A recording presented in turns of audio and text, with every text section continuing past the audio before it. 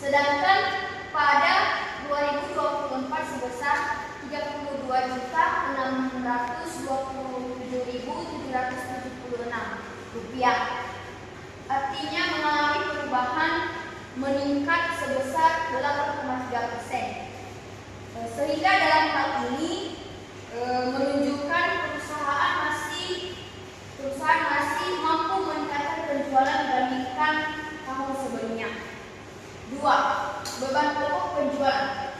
Beban pokok pada penjualan pada tahun 2025 sebesar Rp21.277.019, sedangkan pada tahun 2024 sebesar Rp19.628.282, atau meningkat 8,4%. Artinya kenaikan ini masih sejalan dengan pertumbuhan penjualan sehingga masih tergolong wajar. 3. Laba kotor. Laba kotor pada tahun 2025 sebesar Rp14.047.525, sedangkan pada tahun 2024 sebesar Rp12.999.494, naik 8,1%. Di mana hal ini margin laba kotor tetap berada sekitar 39,8%, sehingga menunjukkan efisiensi perusahaan tetap terjaga. 4. Laba operasi. Pada laba operasi pada tahun 2025 sebesar Rp4.080.720. Laba operasi pada tahun 2025 laba operasi sebesar Rp4.881.879, sedangkan pada tahun 2024 sebesar Rp4.080.720, atau meningkat 12,3%. Artinya menunjukkan kemampuan perusahaan menghasilkan laba dari kegiatan operasional sangat baik. 5. Laba sebelum pajak. Laba sebelum pajak pada tahun 2025 sebesar Rp4.778.475, sedangkan pada tahun 2024 sebesar Rp4.218.875, atau meningkat 13,3%. Beban pajak. Beban pajak pada tahun 2025 sebesar Rp1.340.100, sedangkan pada tahun 2024 sebesar Rp972.305, atau sekitar 6,4%, dengan tarif pajak efektifnya 21,6%. Laba tahun berjalan. Laba tahun berjalan pada tahun 2025 sebesar Rp3.044.375, sedangkan pada tahun 2024 sebesar Rp3.246.570, atau meningkat 15,3%. Sehingga pada laba tahun berjalan merupakan pertumbuhan laba yang cukup baik. 8. Laba yang diatribusikan kepada pemilik entitas induk. Laba tahun berjalan ada 2. Laba tahun berjalan yang diatribusikan kepada pemilik entitas induk dan KMP. Laba tahun berjalan yang diatribusikan kepada pemilik entitas induk pada tahun 2025 sebesar Rp3.664.000,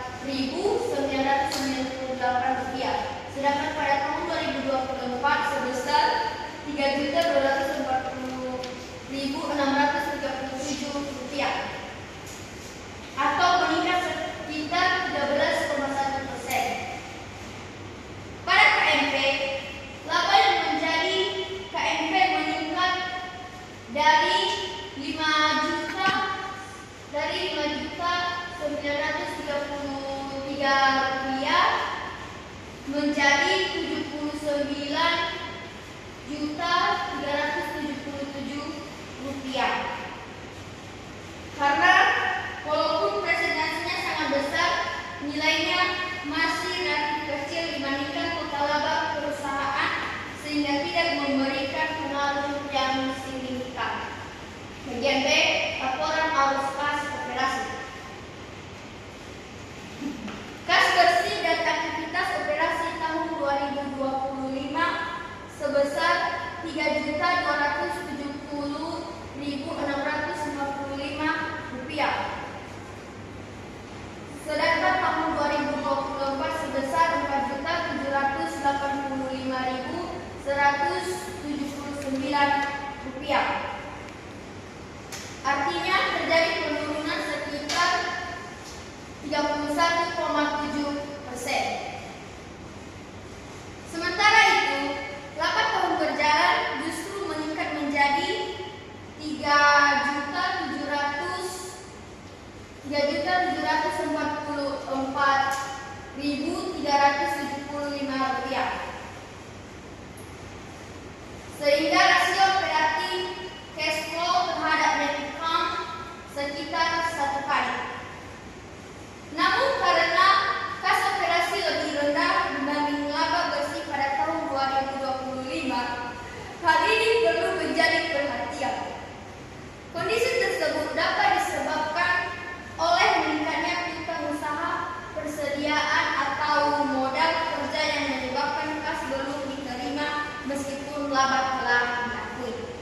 Jadi kesimpulan dari penjelasan yang telah saya jabarkan dari atas tadi, yaitu penjualan dan laba perusahaan sama-sama mengalami pertumbuhan yang positif pada tahun 2025. 2.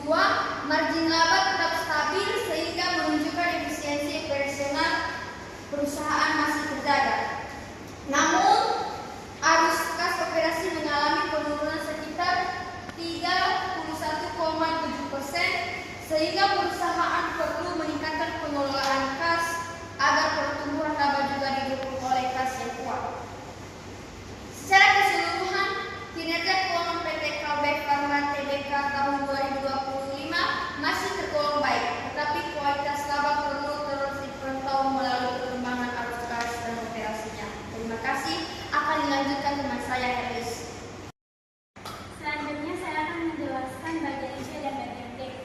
Bagian C yaitu rekonsiliasi dan analisis perbedaan berdasarkan PSAK 2. Sebelumnya, pada tabel ini seluruh data disajikan dalam satuan rupa rupiah. Poin pertama, penerimaan kas dari pelanggan. Pada tahun 2025 meningkat sebesar Rp3.319.430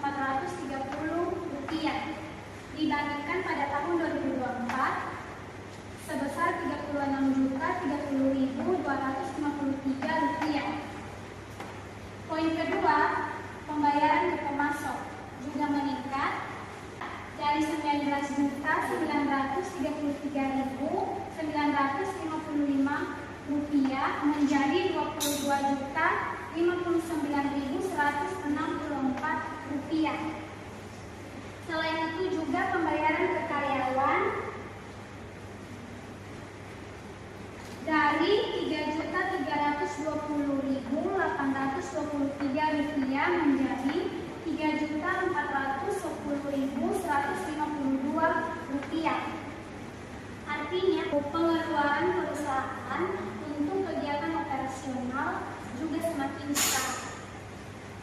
Selanjutnya kas dari operasi atau gross sedikit meningkat, yaitu dari Rp12.775.475 menjadi Rp12.850.114. Setelah memperhitungkan restitusi pajak yang diterima, pembayaran pajak penghasilan dan beban operasi lain, maka kas neto yang dihasilkan dari aktivitas operasi justru turun dari Rp4.785.179 menjadi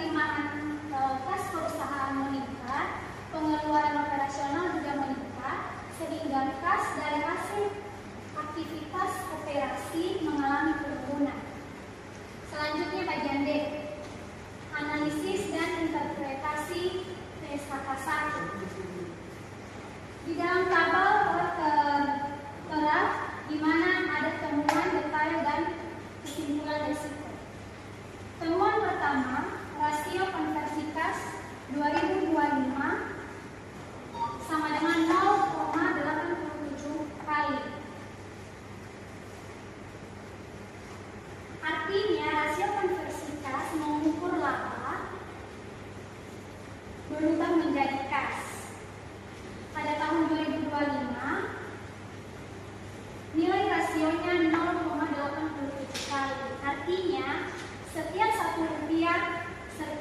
satu rupiah laba akan menghasilkan 0,87 kas operasi. Jadi, laba perusahaan belum sepenuhnya berubah menjadi kas. Kualitas laba menurun dibandingkan di tahun 2024 yang mencapai 1,47 kali. Pertanyaannya, kenapa bisa begitu? Jawabannya bisa dikarenakan adanya piutang yang masih belum ditagih, kenaikan persediaan, atau beban yang masih belum dibayar, sehingga laba sudah diakui tetapi kas belum diterima.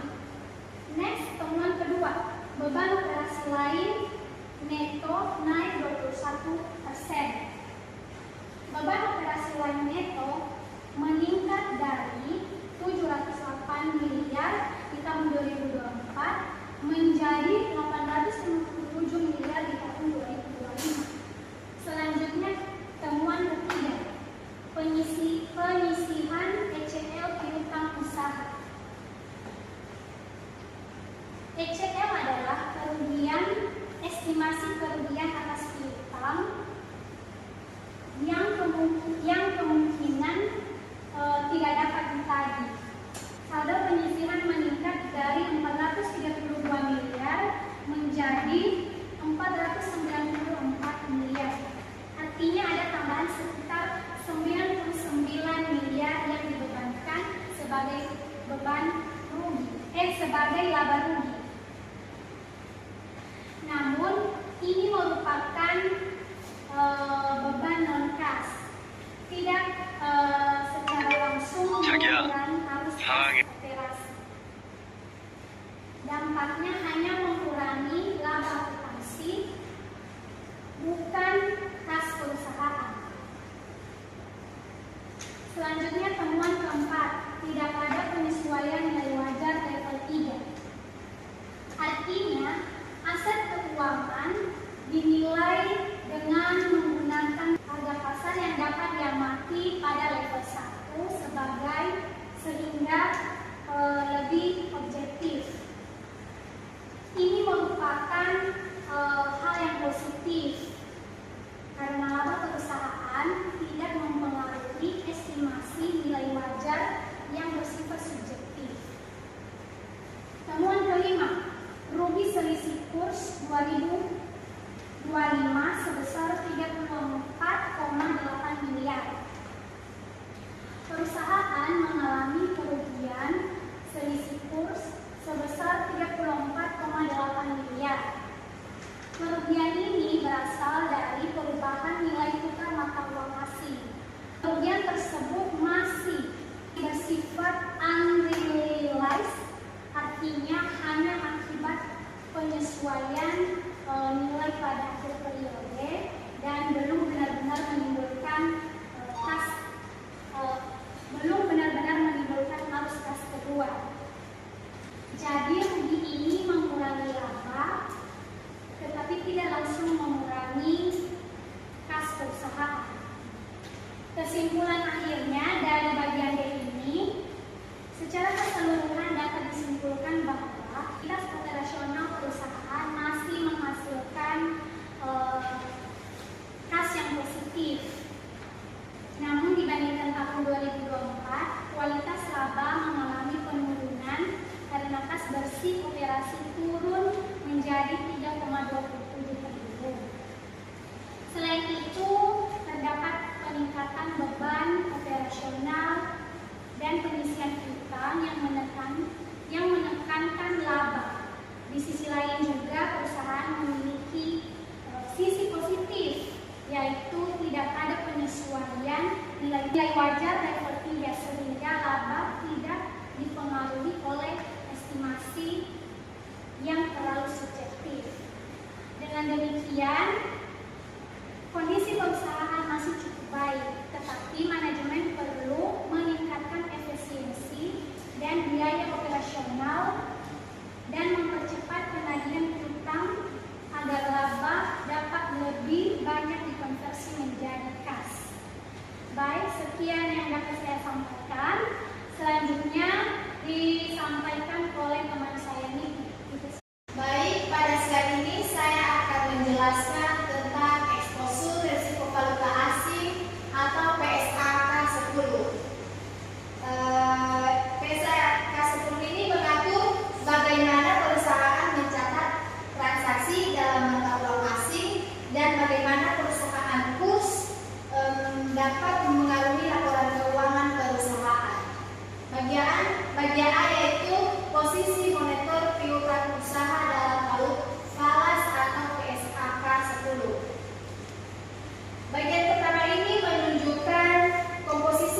piutang usaha dalam perusahaan berdasarkan mata uang yang digunakan.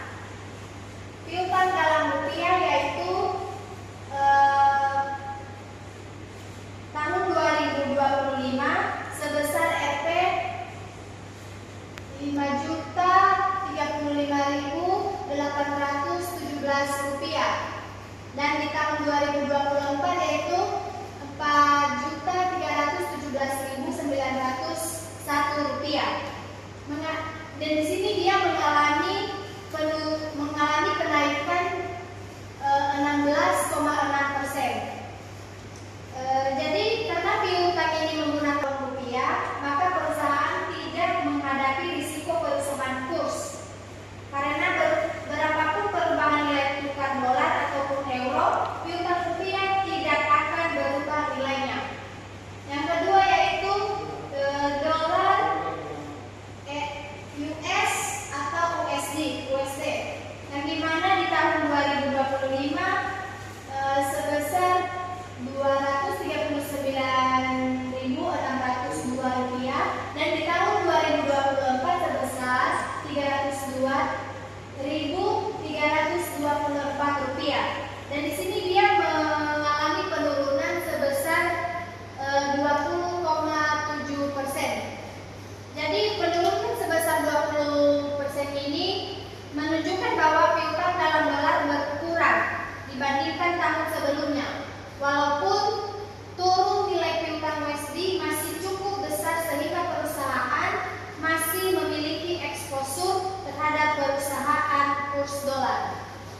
Yang ketiga yaitu euro atau EUR, yang dimana di tahun 2025 sebesar Rp29.346 dan di tahun 2024 sebesar Rp32.405 dan di sini dia mengalami penurunan sebesar 9,4%. Jadi nilai piutang dalam euro relatif kecil dibandingkan mata uang lainnya, sehingga risiko yang ditimbulkan juga relatif kecil. Yang keempat yaitu mata uang asing lainnya. Di tahun 2025 sebesar Rp346.570 dan di tahun 2024 sebesar Rp211.918 dan di sini mengalami kenaikan sebesar 63,5%. Jadi kenaikan ini menunjukkan perusahaan mulai melakukan transaksi dengan lebih banyak negara atau pasar internasional sehingga penggunaan mata uang asing lainnya meningkat. Yang jadi artinya pasar semakin luas, pelanggan semakin beragam dan tetapi resiko kurs juga bertambah.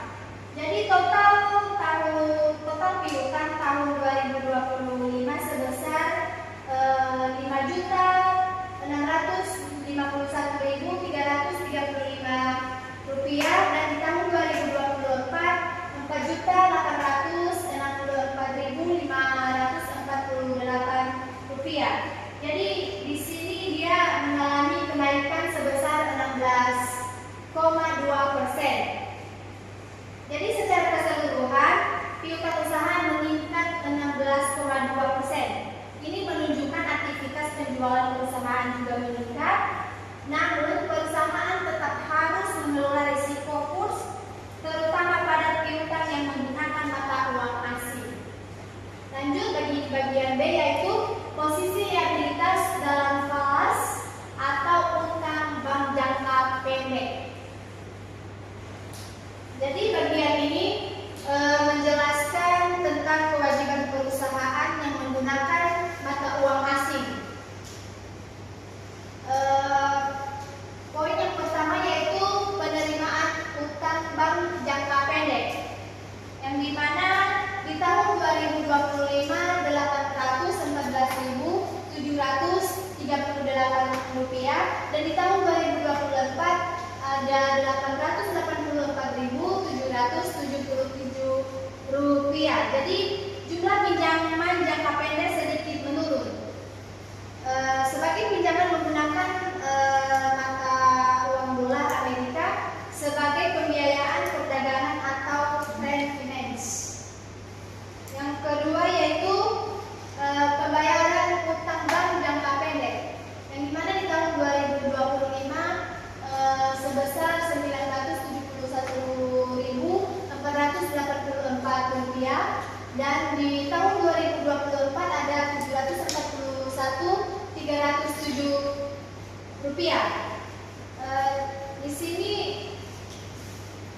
pembayaran utang lebih besar daripada pinjaman baru yang diterima. Jadi hal ini menunjukkan perusahaan mulai mengurangi kewajiban dalam mata uang asing. Yang ketiga yaitu utang bank jangka panjang atau pembayaran, yang dimana di tahun 2025 sebesar Rp118.462 dan di tahun 2024 ada Rp367.369, yang dimana perusahaan melakukan pelunasan utang jangka panjang dalam jumlah yang cukup besar. Artinya beban utang berkurang, risiko kurs di masa depan juga ikut menurun.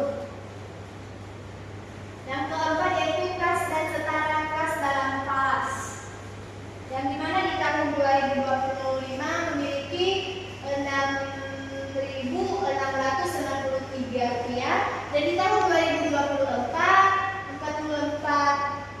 Rp44.887, yang dimana di sini kas dalam mata uang asing sangat kecil dibandingkan aset lainnya. Jadi artinya perusahaan tidak banyak menyimpan uang dalam valuta asing sehingga aset yang terkena risiko kurs juga relatif kecil. Demikian saja dilanjutkan oleh teman saya. Terima kasih. Baik, saya akan melanjutkan dari yang sudah dijelaskan. Jadi yang poin A dan B, saya akan lanjutkan yang poin C tentang laba rugi selisih kurs berdasarkan PSAK 10. Pertama, dari item ini dan dari tabel ini semuanya disampaikan datanya dalam jutaan rupiah. Item pertama yaitu rugi selisih kurs neto berdasarkan catatan 34. Tahun 2025 mengalami peningkatan dari 2024, yaitu di tahun 2024 adalah Rp0 dan di tahun 2025 sebesar Rp34.845.000.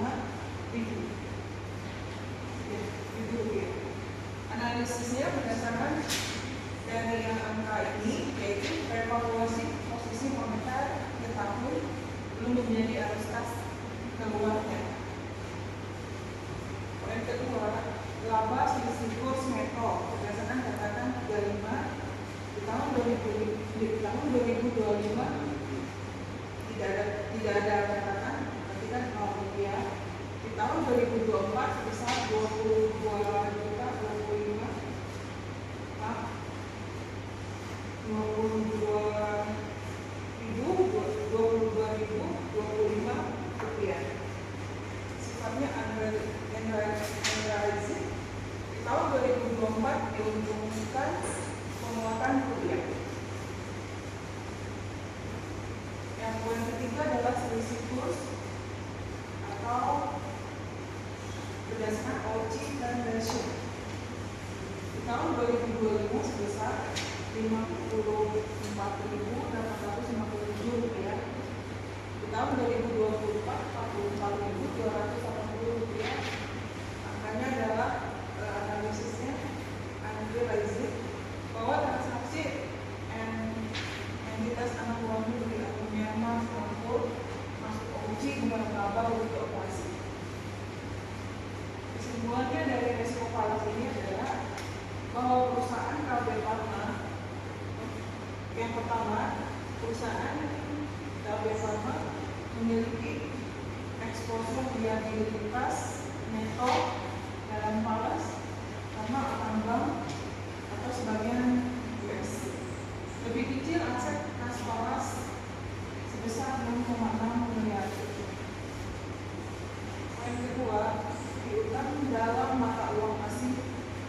besar atau dalam US 239 miliar rupiah. Terus lainnya 347 miliar rupiah sama dengan 586 miliar namun bersifat aset utang melindungi utang. Poin ketiga, Rubikus sebesar 34,8 miliar bersifat unrealized atau muncul dari evaluasi posisi akhir tahun mengikuti PSAK 10.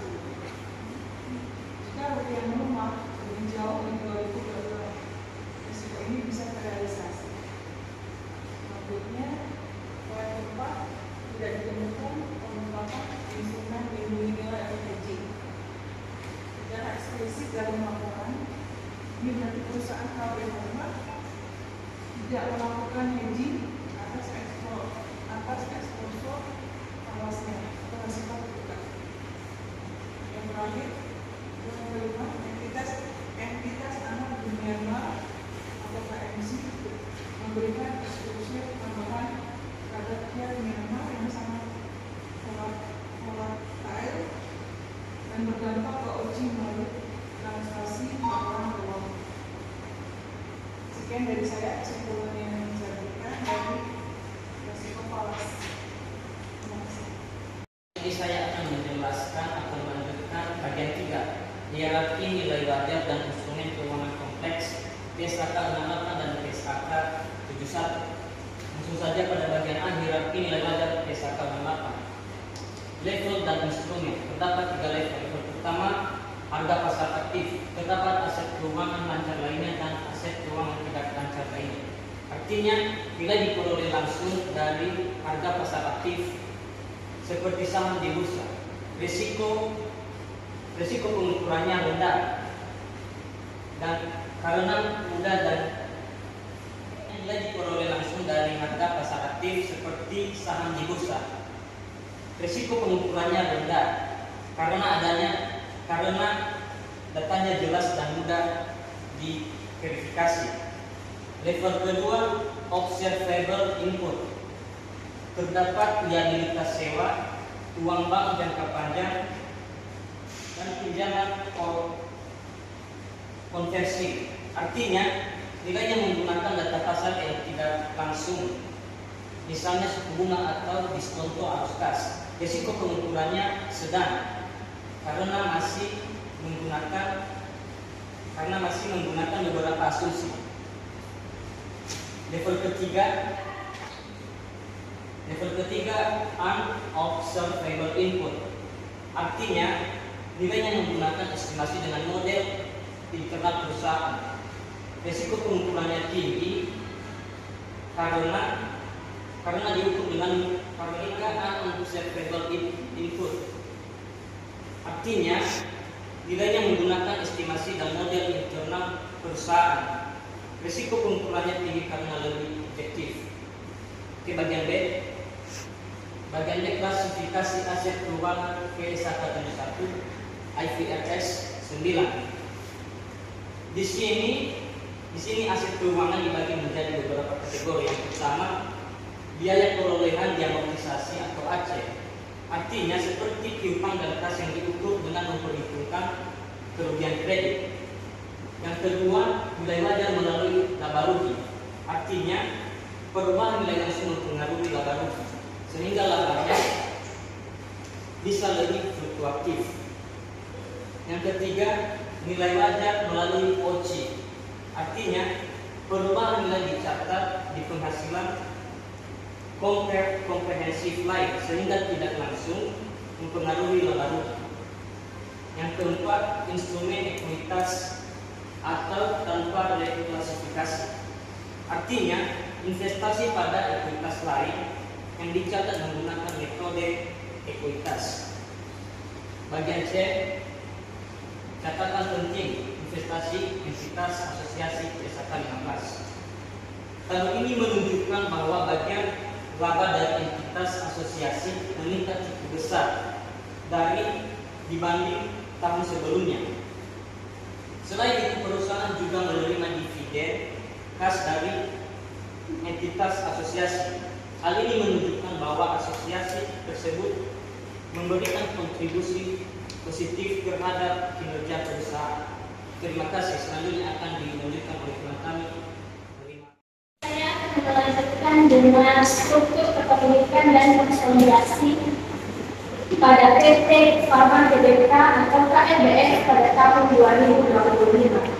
Analisis ini terbagi menjadi 3 fokus utama, yaitu entitas anak utama berdasarkan PSAK 65, yang kedua analisis kepentingan pengendali atau disingkat dengan KNP, dan yang ketiga ada entitas asosiasi menggunakan metode entitas berdasarkan PSAK 16. Mari kita lihat pada bagian A, yaitu entitas anak utama berdasarkan PSAK 65. Kita dapat melihat potret struktur entitas anak utama KLBF. Terdapat 2 klasifikasi utama, yaitu yang pertama, entitas dengan kepemilikan mutlak 100%, seperti PT Bintang Pejo yang memiliki aset sebesar 1.0miliar408.840 rupiah. Dan yang kedua ada PT Airpang Jaya yang memiliki aset sebesar 1.997.284 rupiah. Hingga operasi luar negeri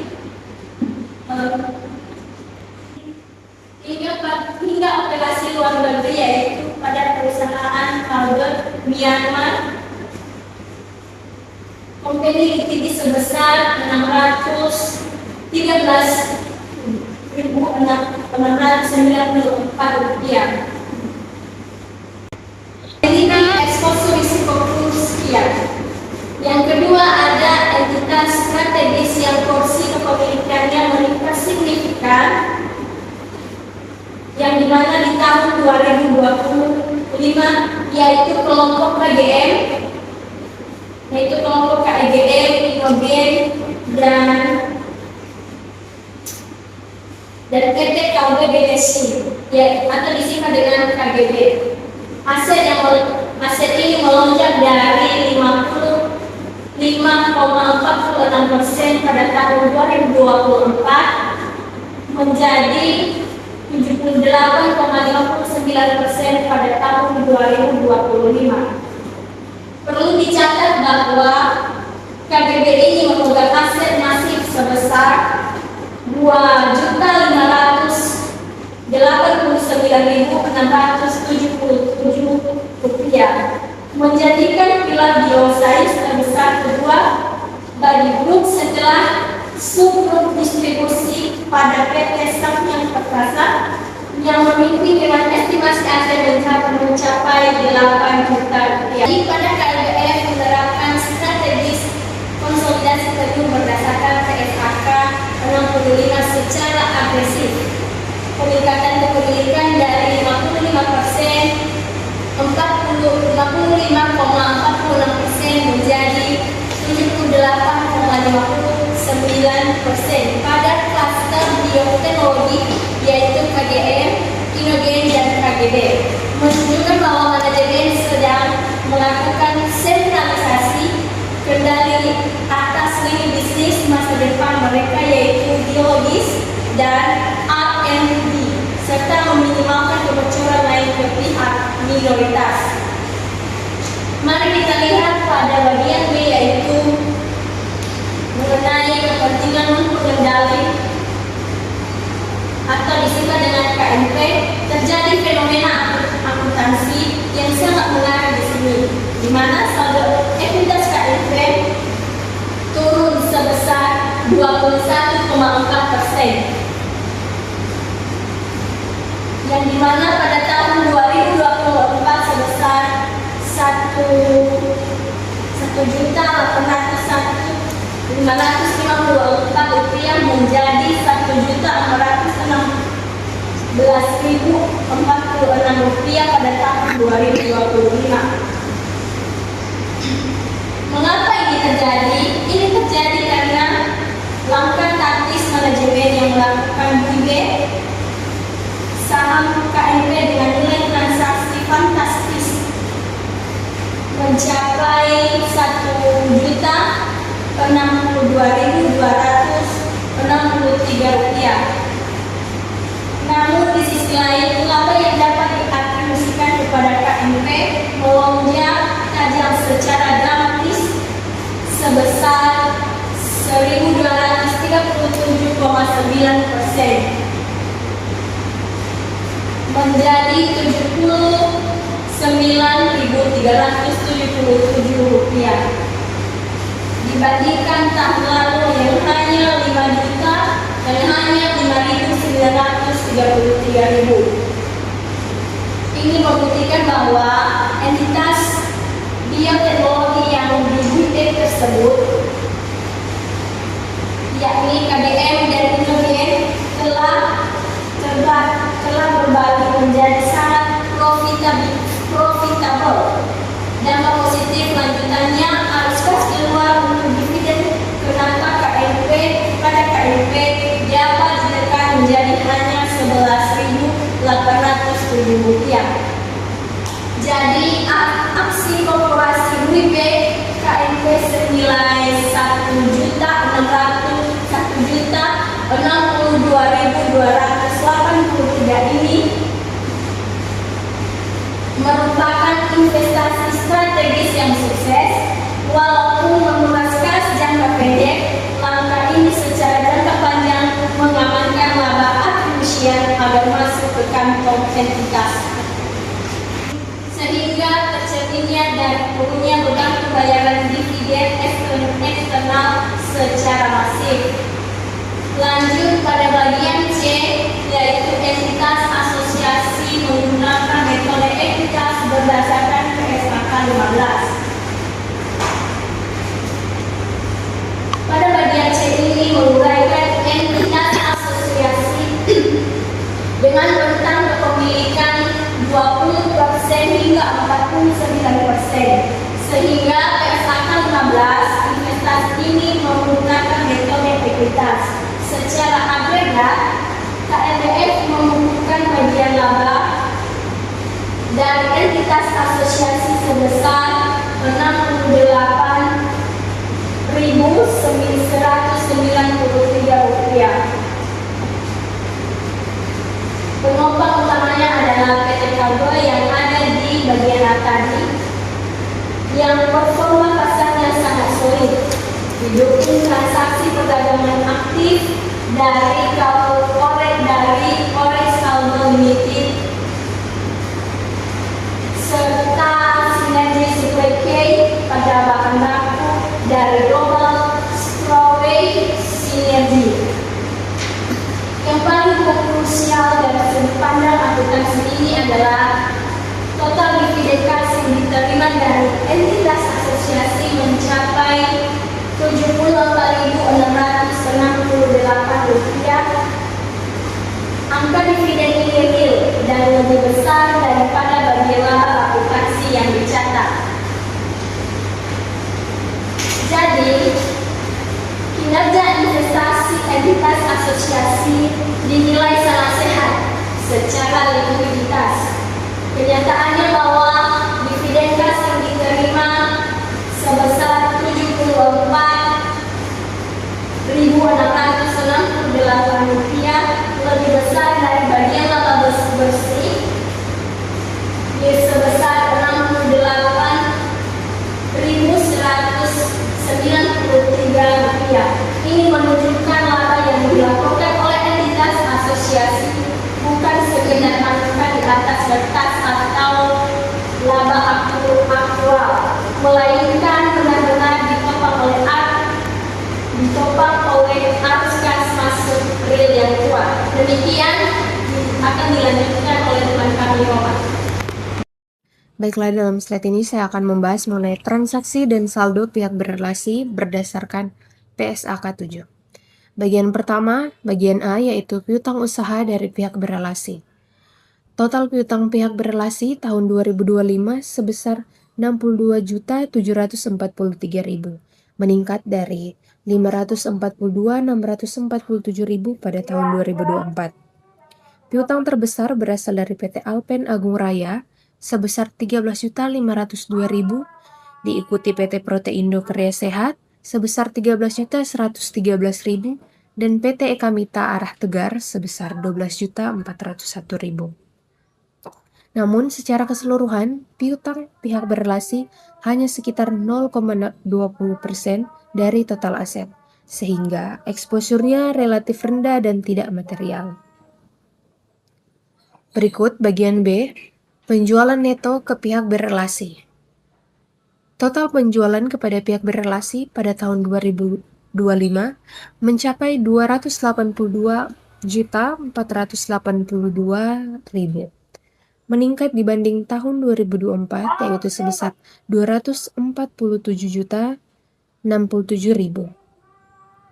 Kontribusi terbesar adalah EAT sebesar 65.227.000.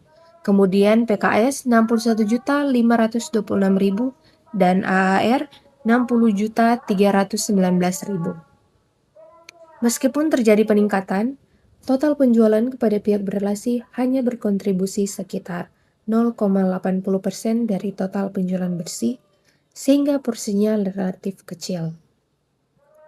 Berikutnya bagian C, yaitu utang ke pihak berrelasi. Total utang kepada pihak berrelasi sebesar 118.900.000, meningkat dari 81.723.000 pada tahun sebelumnya. Peningkatan terutama berasal dari KBN yang naik menjadi 108.874.000 akibat meningkatnya pembelian produk jadi. Walaupun mengalami kenaikan, total utang pihak berrelasi hanya sekitar 1,99% dari total liabilitas, sehingga masih tergolong rendah. Demikian presentasi dari saya, dan bagian berikutnya akan dijelaskan oleh teman saya. Terima kasih.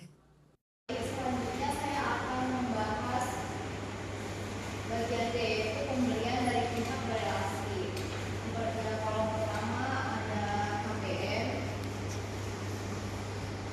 Untuk KBN ini transaksi terbesar yang dilakukan dengan KBN pembelian barang jadi pada tahun 2024 428.950.000 rupiah, naik signifikan menjadi 572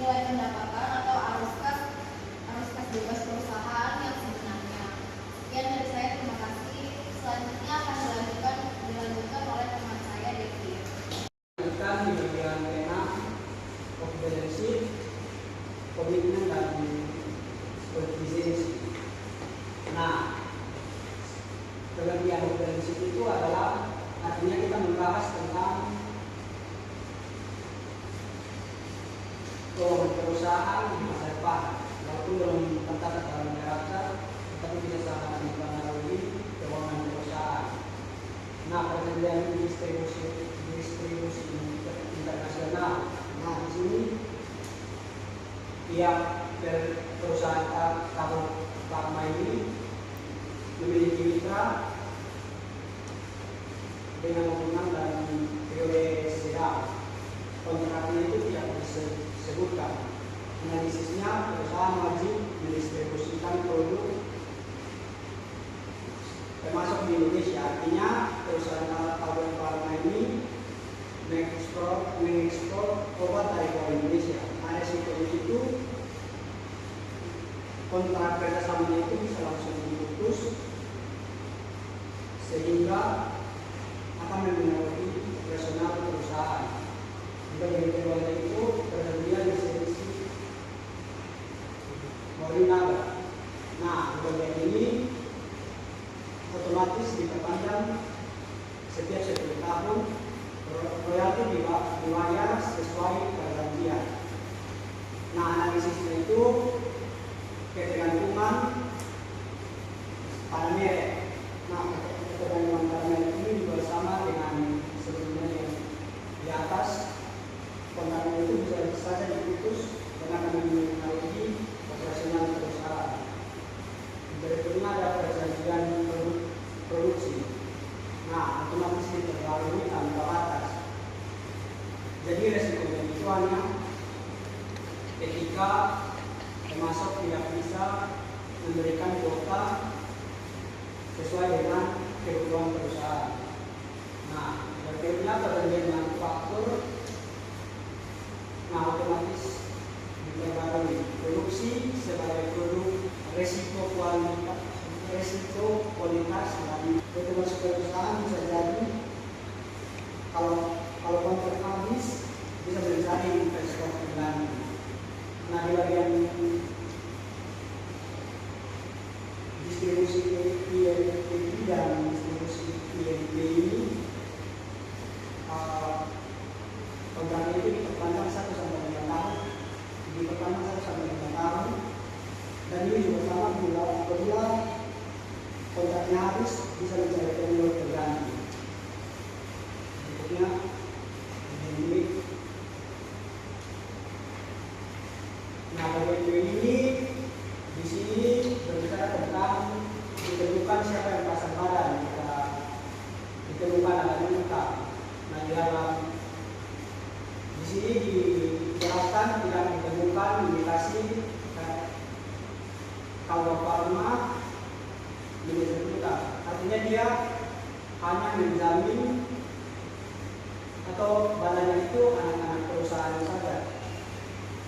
Jadi secara langsung dia akan mempengaruhi operasional perusahaan Karo Pharma. Yang ketiga, risiko kontingensi hukum. Tidak ada pengungkapan perkara hukum, material yang berpotensi menimbulkan keuangan signifikan dalam laporan ini. Proses menghemati modal pada Karo Pharma harus ekstra terbukti mengawasi termasuknya. Nah, di bagian C analisis potensi keseluruhan. Nah, di sini resiko tinggi itu sebelumnya itu perusahaan Karo Pharma sudah menginvestasikan uang sebesar 166 miliar untuk mendistribusikan obat. Nah, resikonya itu apabila uji obatnya ini gagal, nah saldo yang tadi diinvestasikan sebesar 166 miliar itu bisa langsung hangus dan akan secara langsung membuat perusahaan rugi. Yang kedua, ketergantungan lisensi. Artinya perusahaan Karo Pharma ini bergantung pada perusahaan lain seperti perusahaan Morinaga. Jadi apabila diberhentikan kerjasama ini sewaktu-waktu, maka akan sangat mengganggu operasional perusahaan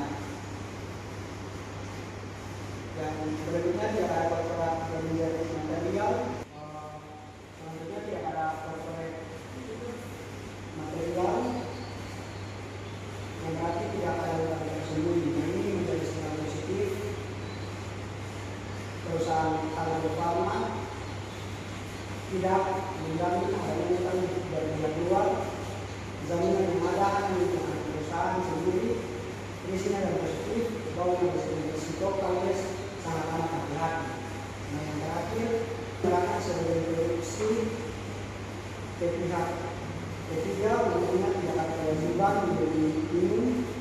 Jadi kalau jalannya lagi turun, kalian tinggal kurangi ke sana tanpa dendam uang. Nah, kesimpulannya itu mobil listrik kalau lama sangat sehat, mereka tidak menimbulkan tersembunyi yang berbahaya.